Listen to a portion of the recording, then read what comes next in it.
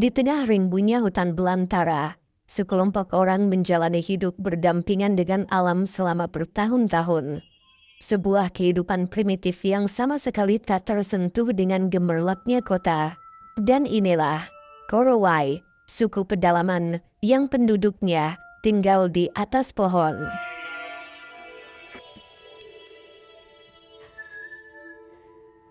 Indonesia merupakan salah satu negara dengan jumlah suku dan bahasa terbanyak di dunia.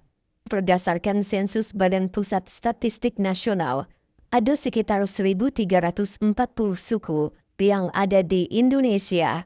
Dari sekian banyaknya suku yang ada, Korowai merupakan salah satu suku yang bisa dibilang unik, terutama mengenai bagaimana mereka membangun rumah sebagai tempat tinggal. Suku Korowai adalah sekelompok masyarakat yang mendiami hutan belantara Papua, tepatnya di wilayah Kabupaten Merauke, Asmat, Mapi, dan Bovin Digol. Orang Korowai juga disebut Kluvo Fiumano. Kluvo artinya orang, sedangkan Fiumano artinya jalan di atas tulang kaki. Secara keseluruhan, Kluvo Fiumano diartikan sebagai orang yang biasa berjalan kaki. Orang-orang Korowai menempati kawasan hutan sekitar 150 km dari Laut Arafura. Mereka merupakan pemburu dan pengumpul yang mempunyai keterampilan dalam bertahan hidup. Suku ini biasanya hampir tidak mempunyai kontak dengan dunia luar. Populasi Korowai saat ini diperkirakan mencapai 3.000 jiwa yang tersebar di banyak titik di tengah hutan lebat. Daya tarik utama dari suku ini tentu dari rumah yang mereka tempati. Orang Korowai tinggal di sebuah rumah pohon yang mereka sebut sebagai rumah tinggi atau rumah sim. Satu rumah sim biasanya dibangun di atas pohon besar dengan ketinggian mencapai 15 sampai 50 meter. Suku Korowai membangun rumah di puncak pohon bukan tanpa sebab. Orang-orang ini membangun rumah di atas pohon dengan tujuan agar terhindar dari binatang buas dan juga gangguan dari roh jahat. Suku ini juga takut terhadap serangan laleo atau iblis yang dikenal sangat kejam. Konon, laleo merupakan makhluk yang berjalan layaknya mayat hidup dan berkeliaran pada malam hari. Sebutan laleo juga ditujukan untuk semua orang asing yang tidak termasuk penduduk mereka. Bahkan orang-orang Papua lainnya pun bisa disebut dengan julukan laleo. Mereka percaya bahwa semakin tinggi rumah yang mereka buat, maka akan semakin terhindar dari gangguan roh jahat. Terlepas dari segala alasan tersebut, suku Korowai begitu menghargai nenek moyangnya. Oleh karena itu, mereka menganggap bahwa rumah tinggi tersebut merupakan warisan dari leluhur yang harus tetap dilestarikan, sehingga mereka akan tetap merasa nyaman dan aman meskipun harus bersusah payah memanjat pohon yang sangat tinggi. Dalam pembuatan rumah ini, suku Korowai tidak sembarangan dalam memilih pohon. Mereka akan memilih pohon-pohon yang besar dan kokoh untuk dijadikan pondasi rumahnya. Kemudian, pucuk pohon tersebut digunduli dan dijadikan sebagai hunian mereka. Semua bahan yang digunakan untuk pembuatan rumah tinggi ini terbuat dari bahan alami. Kerangka rumahnya pun terbuat dari batang-batang kayu kecil, sedangkan lantainya menggunakan cabang pohon.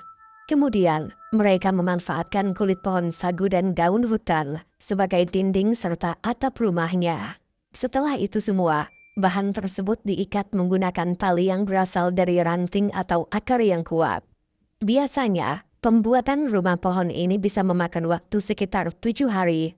Karena suku ini masih memegang teguh adat istiadat leluhurnya, maka sebelum mendirikan rumah tersebut, suku Korowai akan melakukan ritual malam terlebih dahulu.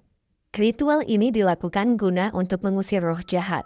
Rumah pohon ini biasanya hanya bertahan hingga 3-4 tahun. Hal tersebut dikarenakan rumah mereka hanya terbuat dari bahan-bahan alami. Meski tinggal di tengah kepungan belantara, orang Korowai tetap dapat bertahan hidup dan eksis hingga hari ini. Mereka memanfaatkan hutan yang lebat sebagai sendi-sendi kehidupan. Ada banyak cara yang dilakukan agar mendapatkan sumber makanan, mulai dari berburu, mengumpulkan buah dan umbi, hingga memanfaatkan pohon sagu sebagai sumber makanan pokok. Sagu memang dikenal sebagai salah satu makanan pokok orang Papua, tak terkecuali bagi orang-orang suku Korowai. Apalagi pohon sagu dapat dengan mudah ditemukan di area hutan Papua.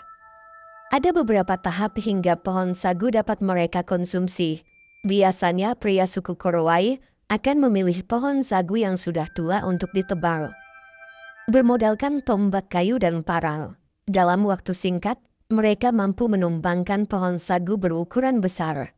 Selanjutnya, lapisan keras luar pohon dikuliti hingga menyisakan bagian dalam. Bagian dalam pohon sagu inilah yang dimanfaatkan sebagai bahan makanan. Menggunakan alat tradisional yang terbuat dari kayu dan bambu, pohon sagu lalu dicacah hingga membentuk serpihan-serpihan kasar. Selanjutnya, serpihan pohon sagu itu disaring dengan bantuan alat khusus yang mereka buat dari pelepah pohon sagu dan kain tipis sebagai penyaring. Dari proses ini, saripati pohon sagu dipisahkan dari ampasnya. Saripati pohon sagu inilah yang selanjutnya dikonsumsi sebagai bahan makanan pokok mereka. Orang Korowai biasanya memasak sagu dengan cara paling sederhana, yakni dengan cara dibakar. Untuk melengkapi hidangan, mereka terkadang juga mencampurkannya dengan sayuran dan ulat sagu. Sementara itu, hewan seperti babi dan anjing hutan dijadikan sebagai hewan peliharaan. Bagi mereka, babi memiliki nilai sosial dan hanya akan dibunuh pada saat ritual serta acara-acara khusus. Sedangkan anjing, mereka gunakan sebagai hewan untuk berburu. Panah adalah senjata utama mereka saat berburu.